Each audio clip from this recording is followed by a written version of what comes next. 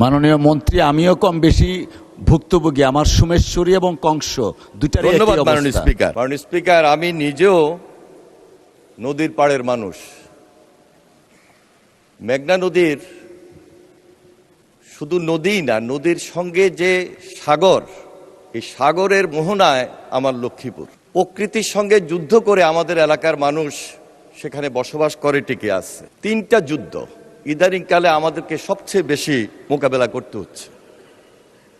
একটা হলো মধ্যপ্রাচ্যের যুদ্ধ, আরেকটা আমরা বিগত সময়ে রাজনৈতিক যুদ্ধ মোকাবেলা করে এখানে এসেছি। সবচেয়ে কঠিন হলো প্রকৃতির সঙ্গে যুদ্ধ করা। সুতরাং এই যুদ্ধটা যে কত কঠিন, যারা নদীর পাড়ে থাকেন, নদীর পাড়ে যারা বসবাস করেন, তারাই সবচেয়ে বেশি বুঝেন এবং উপলব্ধি করেন।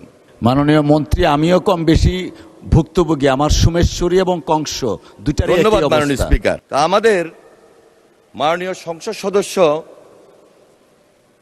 মোহাম্মদ আবুল হাসান 233 সিলেট পাস, আমি ওনাকে আন্তরিকভাবে মোবারকবাদ জানাই, ধন্যবাদ জানাই। ব্যক্তিগতভাবে ওনার সঙ্গে আমার কথা হয়েছে।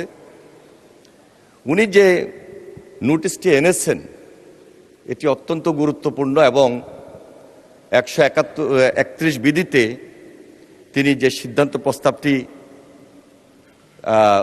উত্থাপন করেছেন, সিলেট জেলার জকিগঞ্জ ও কানাইঘাট উপজেলার নদী ভাঙন রোধকল্পে প্রয়োজনীয় পদক্ষেপ গ্রহণ করা হোক এবং ওনারকে সমর্থন করে যারা ইতিমধ্যে বক্তব্য রেখেছেন, আমি সকল মাননীয় সংসদ সদস্যদেরকে আন্তরিকভাবে মোবারকবাদ জানাই এবং ধন্যবাদ জানাই। মাননীয় স্পিকার, বাংলাদেশের উত্তর পূর্বাঞ্চল সিলেট, এই বৃহত্তর সিলেটের যে অঞ্চল, এই অঞ্চলের মধ্য দিয়ে প্রবাহিত হয়েছে এই দুইটা নদী। একটা হলো সুরমা আর একটা হলো কুশিয়ারা। ভারতের বরাক নদী দুভাগে বিভক্ত হয়ে এই নদীগুলো সৃষ্টি হয়েছে। মাননীয় স্পিকার, বিশেষ করে ভারতের মণিপুর রাজ্য, এই রাজ্যের পাহাড়ি এলাকায় উৎপন্ন হয়ে বরাক নদী মিজোরাম ও আসামের উপর দিয়ে প্রবাহিত হয়ে বাংলাদেশের সিলেট জেলার জকিগঞ্জ উপজেলার অমলসিদ্ধ নামক স্থানে বাংলাদেশে প্রবেশ করেছে।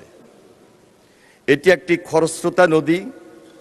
উজানে ভারতের পাহাড়ি এলাকায় স্বল্প সময়ে মাত্রাতিরিক্ত পরিমাণ বৃষ্টির কারণে 2022, 2024 এবং 2025 সর্বশেষ যে ভয়াবহ বন্যা হয়েছে, মাননীয় স্পিকার, ওই যে বলেছি যে প্রকৃতির সঙ্গে যুদ্ধ করে তাদেরকে এখনো সেখানে বসবাস করতে হচ্ছে এবং টিকে থাকতে হচ্ছে।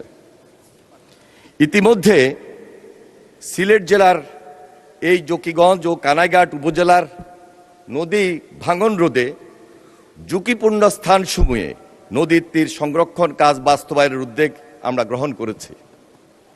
সুরমা কুশিয়ারা নদী অববাহিকার উন্নয়ন এবং বন্যা ও সমন্বিত পানি সম্পদ ব্যবস্থাপনা প্রথম পর্যায়ে একটি প্রকল্প ডিসেম্বর 2025 সালে একটি কর্তৃক অনুমোদিত হয়।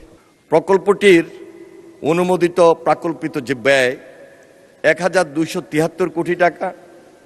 প্রকল্পটি বাস্তবায়ন মেয়াদকাল জানুয়ারি 2026 থেকে 2028। বর্তমানে প্রকল্পটির দরপত্র আহ্বান কার্যক্রম চলমান রয়েছে। সুরমা কুশিয়ারা নদী অববাহিকার উন্নয়ন এবং বন্যা ও সমন্বিত পানি সম্পদ ব্যবস্থাপনা প্রথম পর্যায় শীর্ষক প্রকল্পের আওতায় জকিগঞ্জ উপজেলার সীমান্ত রক্ষায় 13টি স্থানে 4.335 কিলোমিটার এবং কানাইঘাট উপজেলার 4টি স্থানে 1.440 কিলোমিটার, মোট 5.775 কিলোমিটার নদীর তীর প্রতিরক্ষা কাজ বাস্তবায়নের জন্য দরপত্র আহ্বান করা হয়েছে। মাননীয় স্পিকার, বর্ণিত প্রকল্পটি বাস্তবায়িত হলে জকিগঞ্জ ও কানাইঘাট উপজেলার নদীর তীর অনেকাংশে সুরক্ষিত হবে। এছাড়াও গুরুত্বপূর্ণ স্থাপনা, ঘরবাড়ি কৃষি জমি এবং বাংলাদেশের ভূখণ্ড নদী ভাঙ্গনের কবল থেকে অনেকাংশ রক্ষা পাবে মাননীয় স্পিকার।